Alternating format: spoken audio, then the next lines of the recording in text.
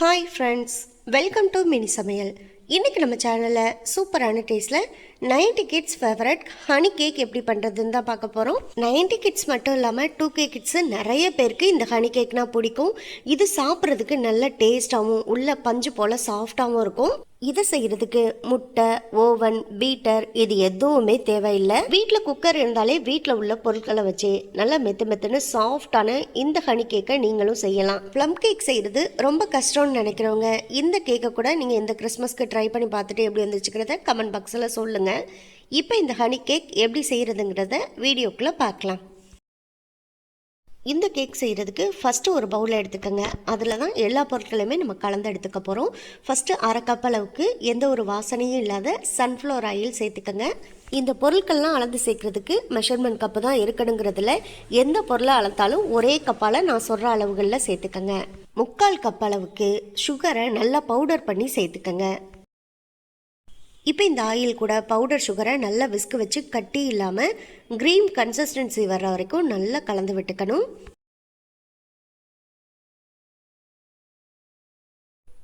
பாருங்கள், நல்லா இந்த ஒரு கன்சிஸ்டன்சியில் கலந்து விட்ட பிறகு அரை கப் அளவுக்கு ரொம்ப புளிப்பில்லாத கெட்டியான தயிர் சேர்த்துக்குங்க.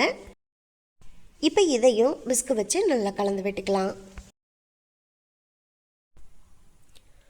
பாருங்கள், இந்த அளவுக்கு நல்லா கலந்து விட்ட பிறகு வாசனைக்காக 1 ஸ்பூன் அளவுக்கு வெண்ணிலா எசன்ஸ் சேர்த்து நல்லா ஒரு முறை கலந்து விட்டுக்கலாம். அடுத்ததாக இது கூட இந்த கேக்குக்கு தேவையான மாவை தான் சேர்த்துக்க போகிறோம். அந்த மாவை ஜல்லடை வச்சு சலிச்சிட்டு சேர்த்துக்க போகிறோம். 1/2 கப் அளவுக்கு மைதா மாவு சேர்த்துக்கோங்க. கூடவே 1 ஸ்பூன் அளவுக்கு பேக்கிங் பவுடர், 1/2 ஸ்பூன் அளவுக்கு பேக்கிங் சோடா ரெண்டையும் சேர்த்துட்டு கட்டி இல்லாமல் இந்த சல்லடையில் நம்ம சலிச்சு மாவை சேர்த்துக்கலாம்.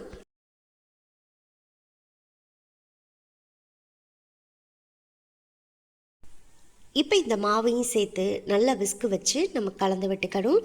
இதில் தண்ணி எதுவும் சேர்த்துறாதீங்க. நம்ம சேர்த்துருக்க தயிர், எண்ணெய் இதுவே போதுமானதாக இருக்கும். அப்படி ஒரு வேளை மாவு ரொம்ப கெட்டியாக இருந்தால் காய்ச்சி ஆற வச்சு வடிகட்டின பாலை தனியாக ஒரு அரை கப் அளவுக்கு நான் ஒரு கிண்ணத்தில் எடுத்து வச்சுருக்கேன்.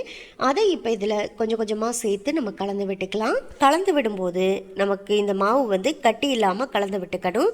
அதே சமயத்தில் இப்போ நம்ம சேர்க்குற பால் வந்து அரை கப் முழுசாக அப்படியே கொஞ்சம் கொஞ்சமாக சேர்க்கணுங்கிற அவசியம்லாம் இல்லை. எடுத்து வச்சுருக்க அரை கப் பால்லேருந்து கொஞ்சம் கொஞ்சமாக நம்ம தேவையான அளவு சேர்த்துக்கலாம். மாவோட கன்சிஸ்டன்சி வந்து சரியாக வந்துருச்சுன்னா பால் சேர்க்குறத நம்ம நிப்பாட்டிக்கலாம்.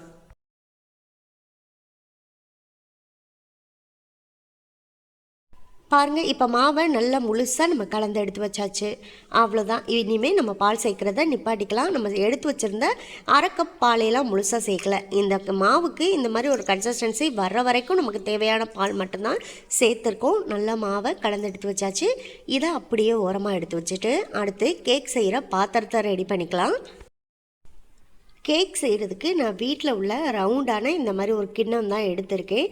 இப்போ இதில் 1 ஸ்பூன் அளவுக்கு நெய்யை ப்ரஷ்ஷால் எடுத்து நல்லா கீழே உள்ள எல்லா பக்கமுமே நல்லா இந்த மாதிரி அப்ளை பண்ணிக்கோங்க. உங்ககிட்ட நெய் இல்லைன்னா எண்ணெய் கூட இதுக்கு பதிலாக அப்ளை பண்ணிக்கலாம். அடுத்ததாக ஒரு பட்டர் ஷீட்டை நல்லா இந்த கிண்ணத்தோட அளவுக்கு ஏற்றது மாதிரி ரவுண்டாக கட் பண்ணிவிட்டு இப்போ அடிப்பக்கத்தில் நான் சேர்த்துட்டு இது மேலேயுமே கொஞ்சம் நெய்யை நான் அப்ளை பண்ணிக்கிறேன். அப்போ தான் கேக் எடுக்கிறதுக்கு ஈஸியாக வரும்.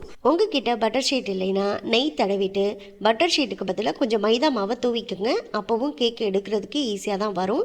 இப்போ ரெடி பண்ணி வச்சுருந்த மாவை இதில் சேர்த்துட்டு லைட்டாக இந்த கிண்ணத்தை இந்த மாதிரி குலுக்கி விட்டுக்கோங்க. சின்ன சின்ன ஏர் பபிள்ஸ் இருந்தால் கூட அது போயிடும். அதுக்காக தான் கேக் செய்கிறதுக்காக நான் ஒரு பழைய குக்கர் எப்போவுமே வச்சுருப்பேன். அதை ஒரு 10 நிமிஷம் நல்லா ஃப்ரீ ஹீட் பண்ணிவிட்டு இந்த மாதிரி ஒரு ஸ்டாண்டை நடுவில் போட்டுட்டு இப்போ நம்ம ரெடி பண்ணி வச்சுருக்க கேக்குக்குள்ளே மாவு பாத்திரத்தை அப்படியே குக்கர் நடுவில் சேர்த்துக்கலாம்.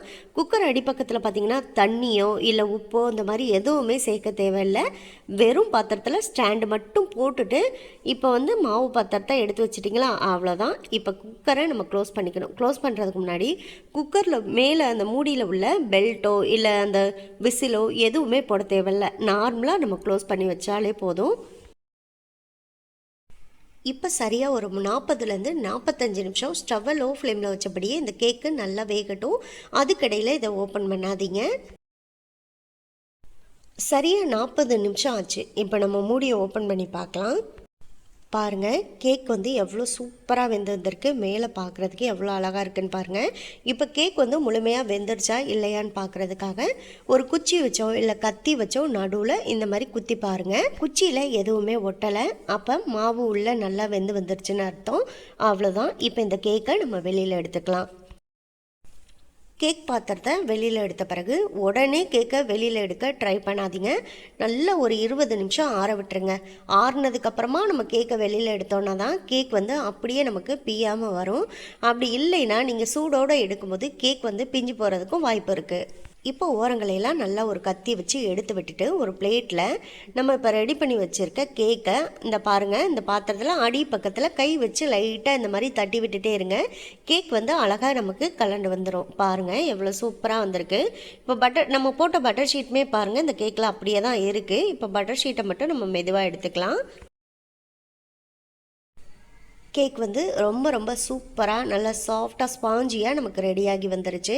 இப்போ நான் உங்களுக்கு அழுத்தி காமிக்கிறேன் பாருங்கள். பார்க்கும்போதே உங்களுக்கு தெரியும் கேக் வந்து நல்லா எவ்வளோ சாஃப்டாக வந்திருக்குன்னு பாருங்கள். உங்களுக்கு பார்க்கும்போதே தெரியும்.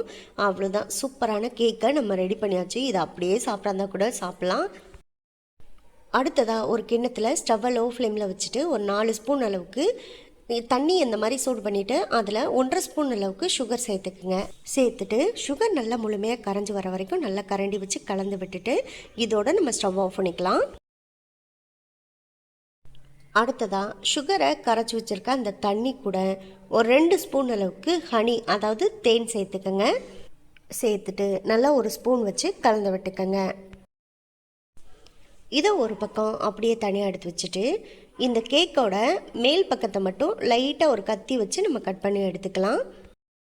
அவ்வளோதான். கட் பண்ண பிறகு உங்களுக்கு பார்க்கும்போதே தெரியும் பாருங்கள், கேக் வந்து நல்லா எவ்வளோ ஸ்பாஞ்சியாக சூப்பராக இருக்குது. இப்போ நம்ம இதில் நம்ம ரெடி பண்ணி வச்சுருக்க ஹனி சிரப்பை சேர்த்துக்க போகிறோம். அதுக்கு முன்னாடி ஒரு குச்சி வச்சு நல்லா கேக்கில் இந்த மாதிரி ஓட்டை போட்டு விட்டுக்கோங்க. அப்போ தான் நம்ம சேர்க்குற அந்த ஹனி சிரப்பை வந்து இது நல்லா அப்சர்வ் பண்ணும். இப்போ நம்ம ரெடி பண்ணி வச்சுருக்க ஹனி சிரப்பை மெதுவாக ஒரு ஸ்பூன் வச்சு இந்த மாதிரி மெல்ல சேர்த்துக்கோங்க. எல்லாத்தையுமே சேர்க்கணுங்கிறது இல்லை, தேவையான அளவு மட்டும் இந்த சிரப்பை சேர்த்துக்கலாம். இந்த ஹனி சிரப் சேர்க்கும் போது தான் பேக்கரியில் கிடைக்கக்கூடிய அந்த ஹனி கேக்கோட டேஸ்ட்டு அப்படியே இருக்கும். அடுத்ததாக மிக்ஸ்டு ஃப்ரூட் ஜாமை கொஞ்சம் மெல்ட் பண்ணி எடுத்துக்கோங்க. ஒரு 2லேருந்து 3 ஸ்பூன் அளவுக்கு எடுத்துட்டாலே போதும். மேல் பக்கத்தில் நல்லா இந்த ஜாமை வந்து கேக்கில் அப்ளை பண்ணிக்கலாம். அதுக்கப்புறமா மேலே கொஞ்சமாக டெசிகேட்டட் கோகோனட் இருந்தால் போட்டு விட்டுக்கோங்க. அப்படி இல்லைன்னா தேங்காய் துருவிட்டு லைட்டாக இந்த மாதிரி போட்டு விட்டுக்கோங்க.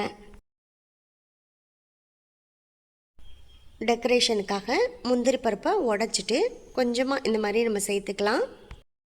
அவ்வளோதான். இப்போ இந்த கேக்கை நான் கட் பண்ணி காமிக்கிறேன். கட் பண்ணும்போதே எவ்வளோ சாஃப்டாக கேக் இருக்குங்கிறது உங்களுக்கு பார்க்கும்போதே தெரியும். அவ்வளோதான், ரொம்ப ரொம்ப சிம்பிளாக வீட்டிலே ஹனி கேக் வந்து பேக்கரி ஸ்டைலில் செஞ்சு முடிச்சாச்சு. ஸ்கூல் விட்டு வர்ற குழந்தைங்களுக்கு இதை நீங்கள் செஞ்சு கொடுத்தீங்கன்னா வீட்டில் செஞ்சு கொடுத்தீங்கிறத நம்பவே மாட்டாங்க. ஏன்னா அந்தளவுக்கு நல்ல சாஃப்ட் அண்ட் டேஸ்டியாக இருக்கும். மிஸ் பண்ணாமல் நீங்களும் ட்ரை பண்ணி பாருங்கள். ட்ரை பண்ணி பார்த்துட்டு எப்படி வந்துச்சுங்கிறத கமெண்ட் பாக்ஸில் சொல்லுங்கள். இந்த வீடியோ உங்களுக்கு பிடிச்சிருந்தா இந்த வீடியோவை லைக் பண்ணி நம்ம சேனலை மறந்துடாமல் சப்ஸ்கிரைப் பண்ணிக்கோங்க. சப்ஸ்கிரைப் பண்ணும்போது பக்கத்தில் உள்ள பெல் ஐக்கானை கிளிக் பண்ணி வச்சுட்டிங்கன்னா நான் போடக்கூடிய குக்கிங் வீடியோ எல்லாமே உடனுக்குடனே உங்களுக்கு வந்து சேரும். உங்கள் ஃப்ரெண்ட்ஸ் அண்ட் ரிலேட்டிவ்ஸ் எல்லாருக்கும் ஷேர் பண்ணுங்கள். இதே போல் அடுத்தடுத்து நல்ல நல்ல வீடியோவில் சந்திப்போம். ஓகே, பாய்.